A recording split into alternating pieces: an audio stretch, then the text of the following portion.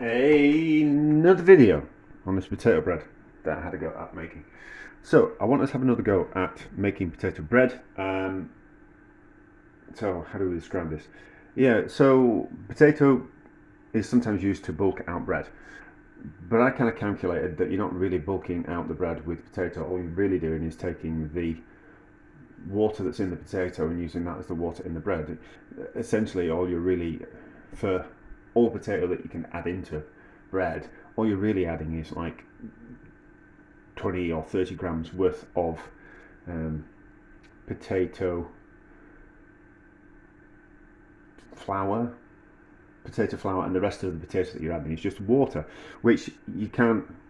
So you're not really bulking it out with potato, or you just kind of you're just not. So I kind of thought what we could do is we could dehydrate some potato, and then the cupboard's open, it's just irritating me. Dehydrate some potato and then use that as part of the flour, and then I would extract some gluten out of some flour and then add that, so we'd end up kind of making a potato flour that was rich in gluten, and then we could make a bread that way, type of thing. So turning something that didn't have a flour that didn't have much gluten in it into a gluten-rich flour, like a bread flour. So I kind of did that. It faffed around. It worked, and you end up putting quite a lot of potato into the bread when you dehydrate it. But I kind of thought that's a bit of a faff, and also extracting the gluten out of some plain flour is a bit of a faff. So I kind of thought, is there a way around this? And I think there is. I think we can take some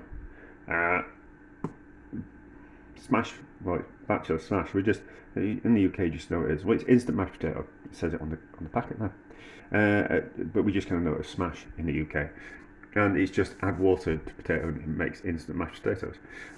So this is,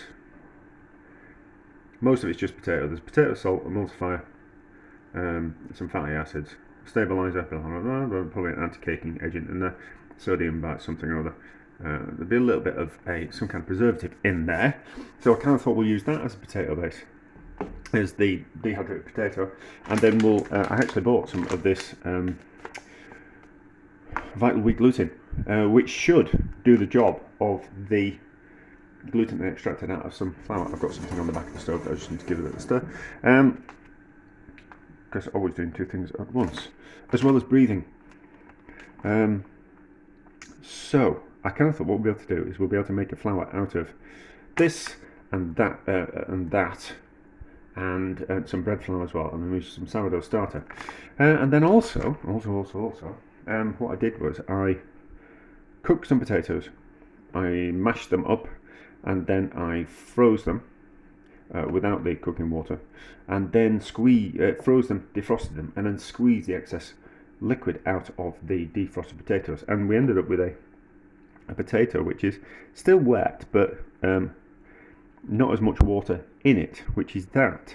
So I've kind of done a bit of a calculation to kind of how this bread will work.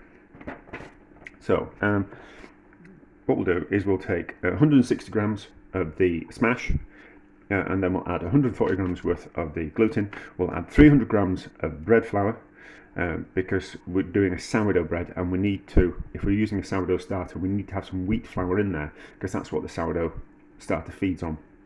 Can't get around that. And then I suppose we could do, if we just wanted to use dried yeast, but I'm not using dried yeast. I want to use sourdough starter because it tastes much nicer. And then 25 no, it's not 25 grams of water. No, 25 grams worth of sourdough starter, and then there's some water that needs to go into that as well. Yes, I'll have to work out how much water. It's not 25 grams of water. I'll still look at my recipe. But anyway, I should. No, we'll just push through. I've forgotten how much water. I'll say in the next bit. And then we're going to take 480 grams worth of this potato that's had the excess water squeezed out of it, and that, I reckon, there'll be enough water in there to form the bread dough, and then we'll use 140 grams worth of the gluten, and then we'll use 300 grams worth of the bread flour and 25 grams for the starter. We just need to work out how much water we need to put into there. But anyway, so we'll do some mixing, and then we'll kind of see how it goes on. So we'll do some mixing. That's still frozen a bit. Yeah, I defrosted it 2 days ago and it's still wanting to be a bit frozen. That's weird, isn't it? I don't understand freezing things. Some things freeze kind of quite quickly, and other things, well, some things defrost quicker than others. Like milk takes forever to defrost, but water not so much. But anyway, so and then yes, so we'll do some mixing. Then mix it all together, leave it for an hour to let the liquid properly soak into the dough, and then we'll give it a knead, and then we'll kind of do all the regular stuff. But I think this will be a way out, and the proper recipe will be in the description. And then if you wanted to make a high potato content bread, which is very nice, this is the way to do it. Right, so this is 100 grams of the wheat gluten, well, it's not wheat, yeah, wheat gluten, and 200 grams worth of water. So mix around, and we're going to see what it's like, and if it looks like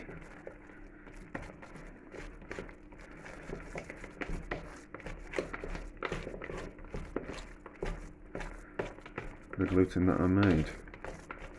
Maybe.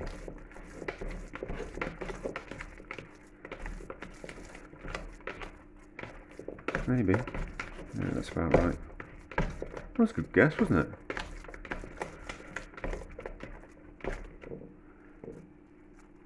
Feels about right. Feels about right.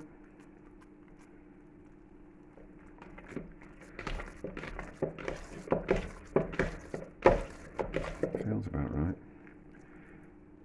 Yeah, that feels about right. Let's go on that. So, remember that. We'll have to write it in the recipe when I've got some dry hands. So, I'll write some other stuff and we'll see how we go.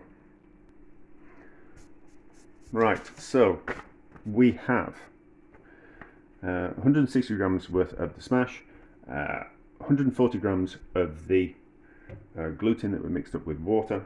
So, basically 1/3 flour to 2/3 water, so approximately there's about 40 grams worth of, maybe 50 grams worth of the wheat gluten and 100 grams worth of water ish, 300 grams worth of bread flour, 25 grams worth of sourdough starter. Seems like a small amount, but it will grow. And then we need a little bit of salt, although there will be some salt in the smash. Let's give this a mix, see what happens. Oh no, I didn't add 300 grams worth of, and then 300 grams worth of water, but I didn't add 300 grams worth of water. What I did was I added 250 grams worth of water, because I kind of was slightly concerned that it might be, I didn't want to add too much water.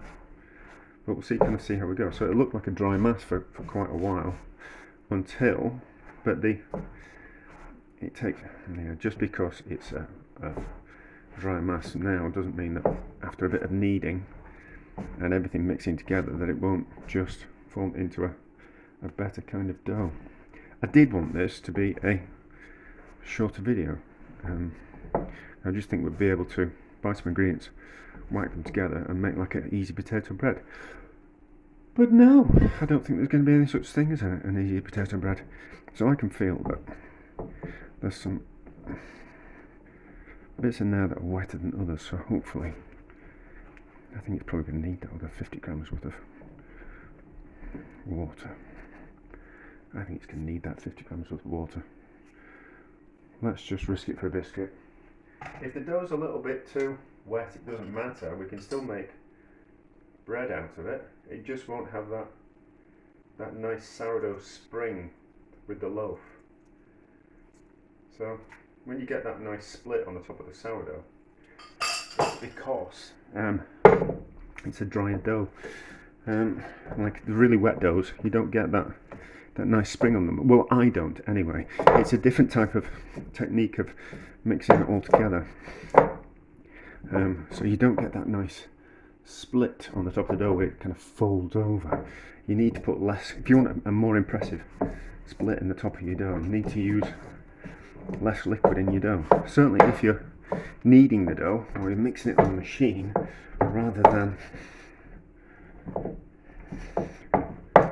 doing the folding technique where you come back every 20 minutes or so and keep messing it together. So, right, that's roughly mixed together. So what we'll do is we'll leave that for an hour, and then we'll come back to that, and then we'll give it a knead, because the water needs time just to soak into the flour and the potato starch and all that kind of stuff together. Well, it's not really potato starch, is it? Because potato starch is what you remove from raw potatoes, whereas these in here are cooked potatoes. So, and then we'll put the other potato together. Yes, so let me pause and get some ingredients together. Right, so no water in this one, but we'll see how it goes. We might need to add a little bit. 480 grams worth of the potato that's had the water squeezed out of it, 300 grams of the bed flour, 140 grams worth of the gluten, and 25 grams worth of sourdough starter. So let's mix these together and see if they combine into a dough. Maybe, maybe not. We can always add a little bit more water, but I think I've just got the feeling there'll be enough. I did some calculations. I used to be better at maths than I am now, and so I did some kind of calculations, and I kind of thought that there will be enough liquid. If once we get it going, there will be enough liquid in the gluten that we made and the potatoes to make a dough. If there isn't, we'll just add a little bit more. But I have got a bit more potato as well, so I kind of want to use that up. I don't really want to be left with lots of bits and pieces of stuff that you just don't know what to do with. And I'm seeing my sister on Saturday, so by the time, this is Thursday today, so by the time we've faffed around with this, we might have 2 loaves out of it.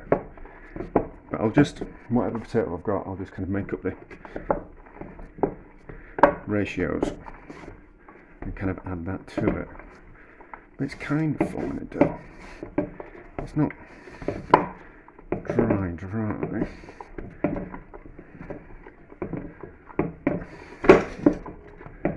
It might need a bit of work.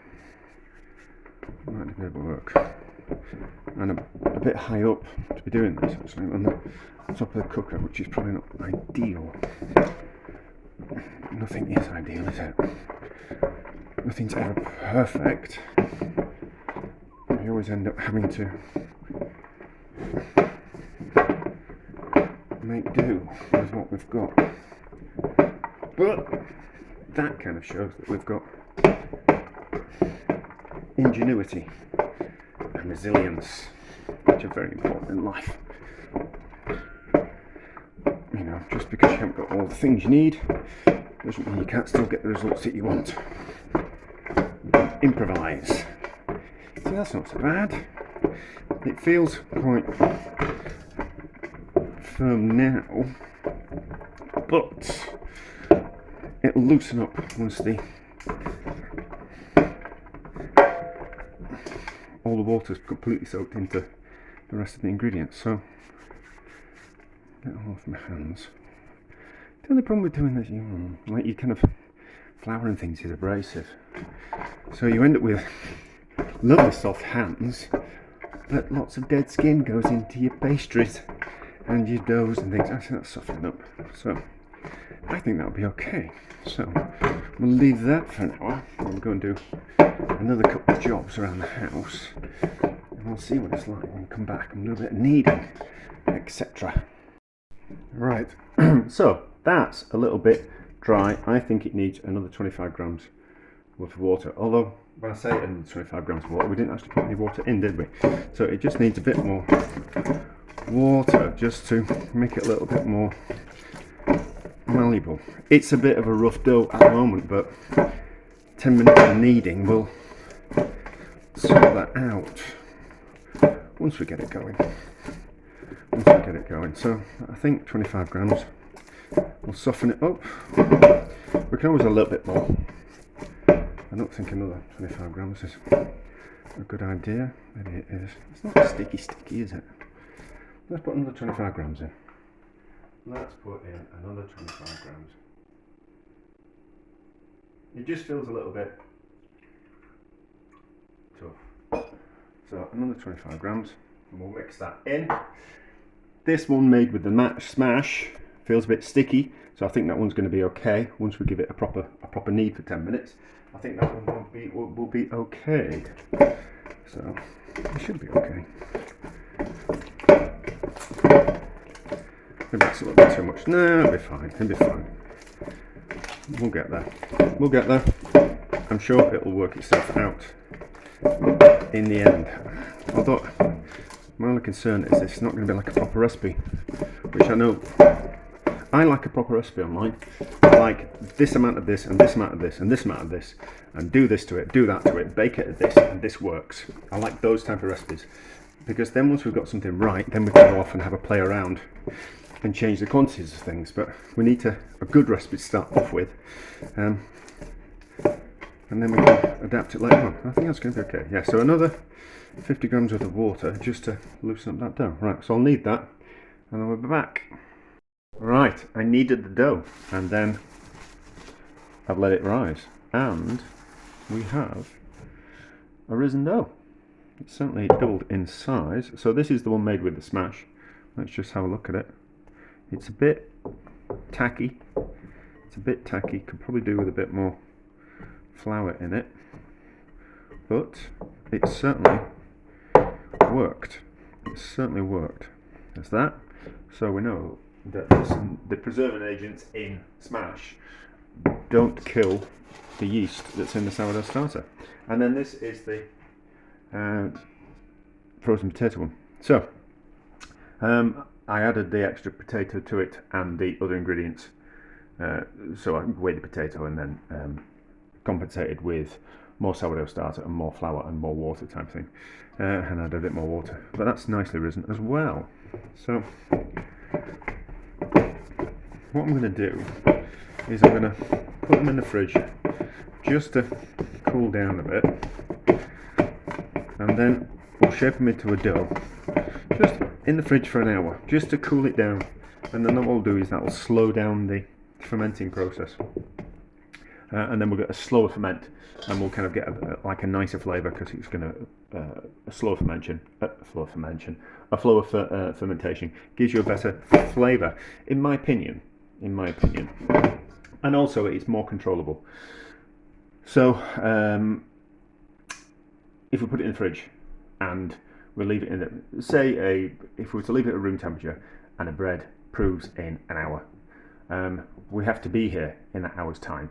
Now, if we put it in the fridge and it takes 6 hours to prove, but we leave it in the fridge for 7 hours, nothing much is going to happen, so there's a little bit more leeway, and we can have the dough march to the beat of our drum rather than marching to the beat of the dough of the marching to the beat of the dough's drum.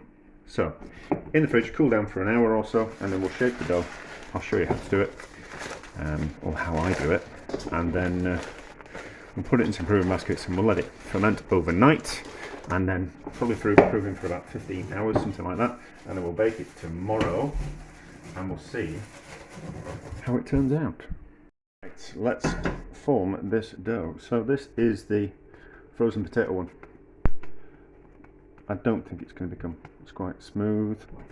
We'll see how we go. So what we're doing is we are pinching here at the bottom and rolling, and what that does, it creates tension in the dough, and then if the dough is of a certain hydration, then we'll get that nice split in the top. But we're pinching at the bottom, so pulling round and round and round, and it's not going to go smooth.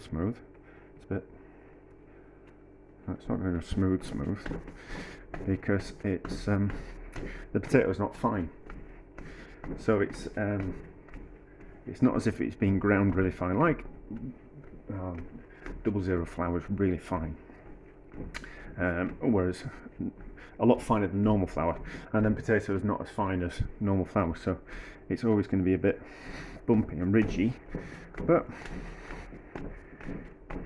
we'll still create some tension. We'll see how we go. Did I salt them? Yeah, I did salt them, yeah. That's fine. So, correct tension in the dough. It's not a bad dough, that's not a bad dough. So, pinch at the bottom and then into a proving basket and then into the fridge with a shower cap on top. So to cut down on plastic waste, what you do is you buy yourself a load of shower caps from the pound shop or pound and below shop, and then you save yourself a load of plastic. So that into the fridge, and then we'll have a look at this one that was made with smash, which is a bit of a wetter dough, but will just mean that we'll have to be a little bit more careful. Yeah, it's a lot wetter, is that? Might have to change the recipe. So, same process. Create some tension like that, but you can see it's wanting to stick to my hands. I cannot tell you how not to get the dough to stick to hands. I don't. It's just something that you have to. You see, look. It's just something that one day kind of twigs in your mind, and you just kind of that's how we get the dough to stop sticking to your hands, even though it's quite a sticky dough. It really should be making much more of a mess of my hands, but not to worry. It just won't rise in the kind of same way. But that's not bad. It's still not smooth, but we'll see how we go. So that's probably enough-ish into a proving basket, and then we know that that's that one because it's green. So that's that. We're back when these have risen, and we'll give them a bake and see what they turn out like. These have taken ages to rise. So that's the frozen potato one, that's the smash one. Let's cook the smash one first. I've got the cast iron pot in the oven. I need to get out the other thing as well, hang on. Right, so I've got the bready slicey thingy. It's got a name, I can't remember it. Right. Yeah, so these took, it's been like 48 hours. But they've been in the fridge, but I've had them out in the fridge for a good 6 hours, but still, that's rather heavy, is that? We'll see how these turn out. Ooh, I don't think these are going to turn out particularly very well.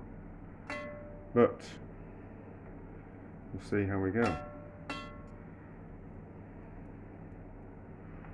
Right, so that in there, in the oven, 25 minutes.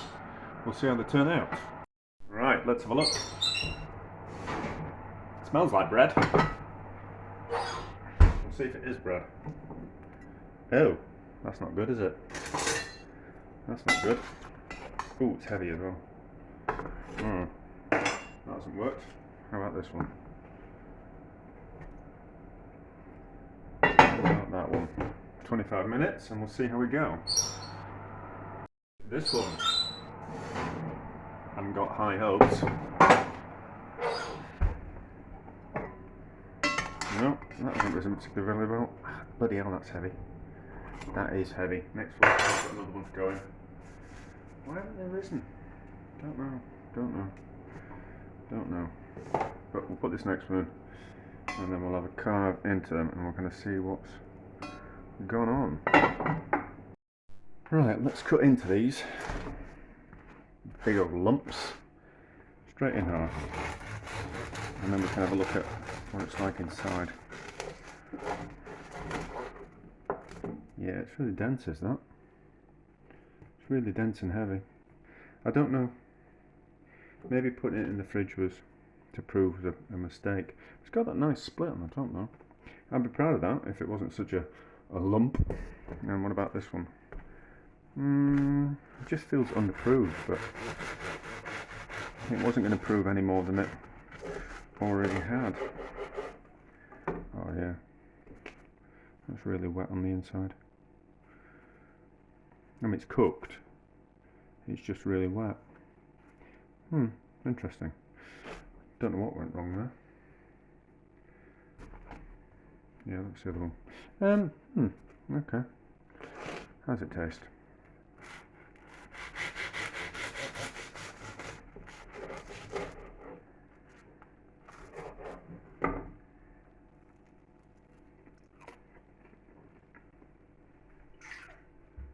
Dodgy. Dodgy. Okay. I like this one.